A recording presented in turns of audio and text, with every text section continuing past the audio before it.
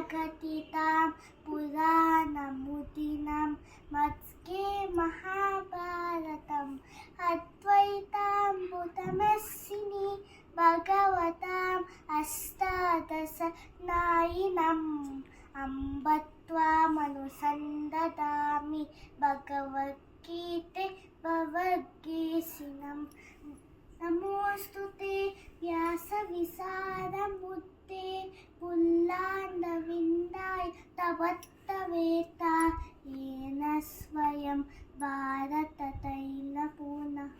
प्रज्वालितो ज्ञानवयं प्रतिभः पपन्नपारिजाताय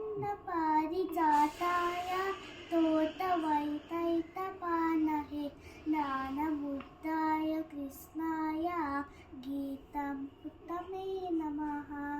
सर्वो सविशतो नन्दनः पातो वस्तशिशिमुग्धा दुग्धं गीतामृतं महा।